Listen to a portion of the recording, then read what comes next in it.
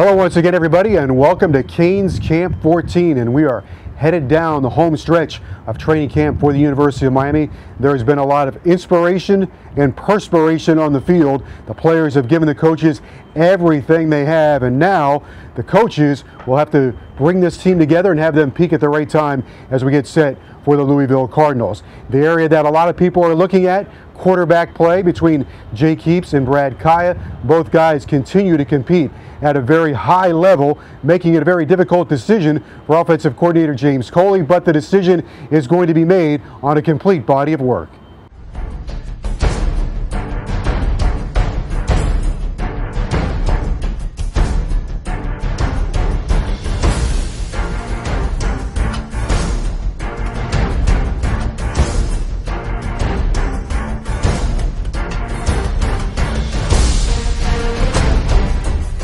Have given it a great battle, haven't they? Let's start there. They have, they've been very supportive of each other in the meeting rooms and on the field. But when they've had their opportunity to go out there and perform, they've really put the pedal to the metal, and they've played really good. Is it fair to say, Coach, that they did not turn it into a throwing competition? They're trying to come out of this who is the best executor, manager, guy that moves the chains, all of those things. That's exactly right. We're just not, past the orders, right? We are the generals on the field at quarterback, and that's been the emphasis. Who really runs the offense the best? Who makes the best throws? Who makes the best run checks? Who's the guy who's really taking control of the game? Mm-hmm. And that's something both of them have really put a little ownership on. Let's go by seniority. Let's start with Jake Heaps. What are some of the things you like about him? I like Jake. Jake throws a really nice football. He's got a strong arm. He's very savvy. I think that he understands the game extremely well. He sees the defenses. He can come off the field and tell you exactly what he saw. And I think that what he gives you is just the guy who's been there before also. Mm-hmm. And that's his strength. He's not rattled easily. Not saying the other guy is either, but you just know you could put on tape and see him, with 100,000 people in the stands, and he's Jake Heaps, the same Jake Heaps is here in practice. Okay, Brad Kaaya comes in here as a freshman, but mature beyond his years, and you've been around some great freshman quarterbacks. What are some of the things you like about Brad Kaaya? Well, he's unlike the other guys I've been around. I would love to give him a lot of credit on that because he's just very mature. He approaches this like a pro, like he's been taught this before even coming into the University of Miami. And then it's the other stuff, right? So he's got this maturity level to him, this confidence that it almost seems a little beyond the situation. And then he can throw the ball. He's got a very strong arm. He's got great pocket awareness, and he understands the system. He's extremely intelligent. So he's another guy that has great spatial awareness. He knows where everybody's at on the field, and he can turn and throw the ball and be accurate. So very impressive as well. They are making your job tough, aren't they? I guess that's the good news. That's the great news. Right. We sit there and I'm banging my head against the wall, but at the same time I say to myself, this is great. Mm-hmm. Because they truly took the competition to heart. And they're making it a battle, and and they're doing it the right way. There's no petty stuff. They're great teammates, and I just love coaching those guys. The other thing, when you start breaking it down and judging who's going to be the starting quarterback against Louisville, this is going to be judged on a body of work, not just one scrimmage or one practice. A body of work that includes everything. That's correct. When we sit down here and we formulated our own version of Moneyball for the quarterback position, and everybody's playing for points on top of statistics. So we do take in account statistics, but we also watch the point system. Are we completing the ball on third down, which we needed to get better at from last year? If they complete the ball on third down, they get a certain amount of points. Are they throwing completions in the red zone? Completion in the red zone is great, right? Any positive yards you get in the red zone is huge. Are they throwing passes over 20 yards? Are they getting down to their check down? Are they finding the back in the middle of the field where he can catch the ball and be an explosive player? So all this stuff, they're getting some points with how they're competing.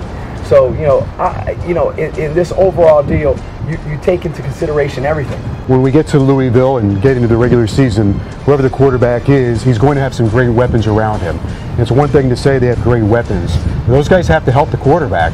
Not every throw is going to be on the numbers. Not to say that they're not accurate, but that's football. So these guys are going to have to help the quarterbacks, right? That's exactly right. Every now and then I lose my head out there, and because we do have speed in the perimeter,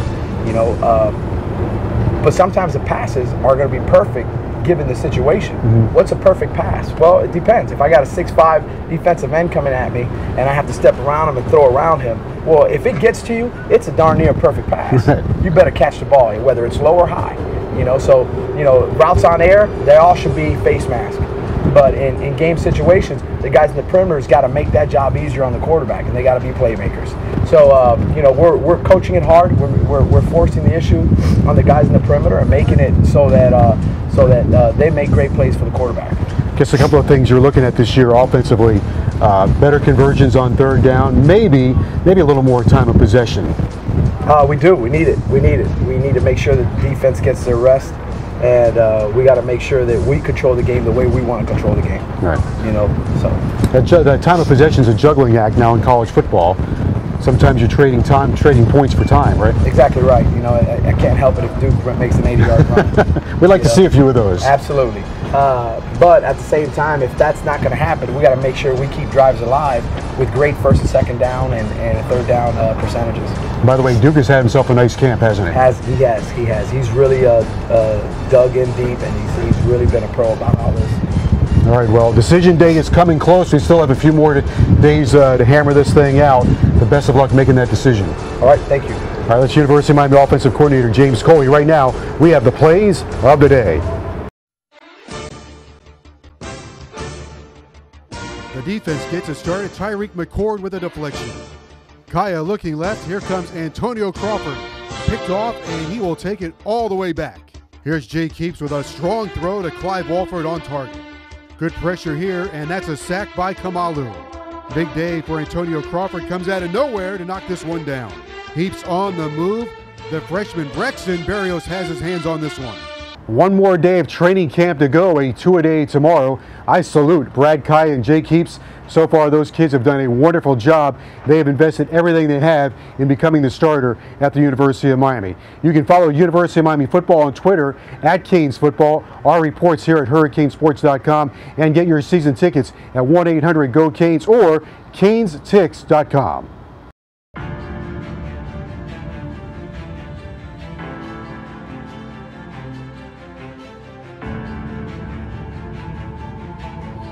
This is why you came to Miami. That's why you came here.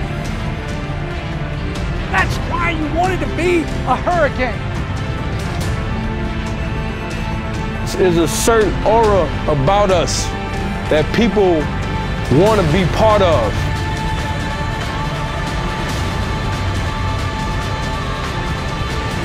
The U holds up, man. It's here. It's here. It's something special. You see, it's here. Miami's entrance. You've seen it before, and it never grows old.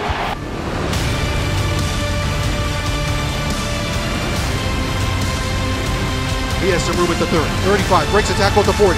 Coley has midfield, and he has nobody in front of him. There goes Coley for the end zone. It's intercepted by Tracy Howard. Going to be intercepted by Gunner. He's going to take it all the way. He's at the 15, 10, 5, touchdown Hurricanes!